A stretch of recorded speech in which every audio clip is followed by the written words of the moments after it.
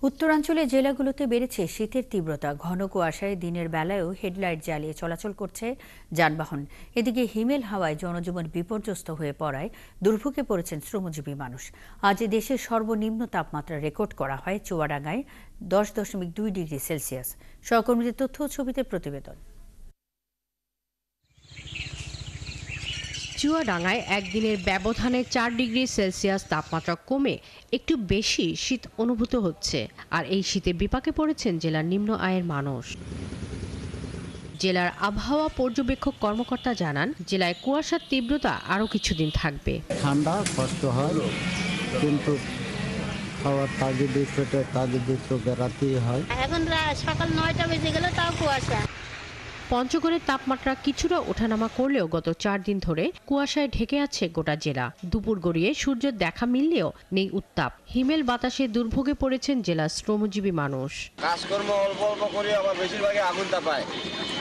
দিন আমাদের খুব কষ্টে যাচ্ছে। এদিকে জয়পুরহাটে গত এক সপ্তাহ ধরে সূর্যের দেখা মেলেনি। এরই মধ্যে ঘন কুয়াশা আর হিম বাতাসের কারণে প্রতিদিনই কমছে দিন ও রাতের তাপমাত্রা। এতে কৃষি প্রধান এই জেলার ক্ষতির মুখে পড়েছে আলু, সরিষা, আখ ও সবজির ক্ষেত। ঘর থেকে বের হওয়া যায় না, তারপর কৃষি কাজ করতে হয়, কৃষি ফসল হয়, আমাদের তো এবার কাজে যেতে হয়, মাঠে যেতে হয়।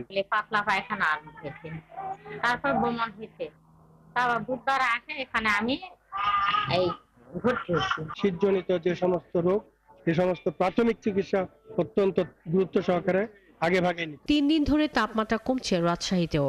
গত 24 ঘন্টায় 1.2 ডিগ্রি তাপমাত্রা কমে জেলার তাপমাত্রা রেকর্ড করা হয়েছে 11.8 ডিগ্রি সেলসিয়াস। চাদর পরেছি, জ্যাকেট পরেছি, তারপর ঠান্ডা লাগছে। সকালবেলায় বাড়ানো বহু কষ্টকর, কনকনে ঠান্ডা।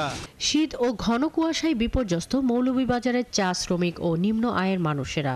শীতে ভোর থেকে কাজ করতে বিপাকে পড়তে হচ্ছে তাদের। শ্রীমঙ্গল আবহাওয়া অফিসের কর্মকর্তা জানান, ধীরে ধীরে তাপমাত্রা আরো কমবে। অনেক শীত লাগে, চা বাগানে অনেক কষ্টে আছে আমরা। কুয়াশা অনেক, রাস্তা এরকম কমছে কিছু নেই, কুয়াশা অনেক। প্রতি বছর বাগান আমরা তো কমলে পাই না, যে পাই আমরা পাই না। এদিকে ঘন কুয়াশায় 10 ঘন্টা বন্ধ থাকার পর আরিচা কাজিরহাট নৌ রুটে ফেরি চলাচল শুরু হয়েছে। শাকিলা শম্পা, 71।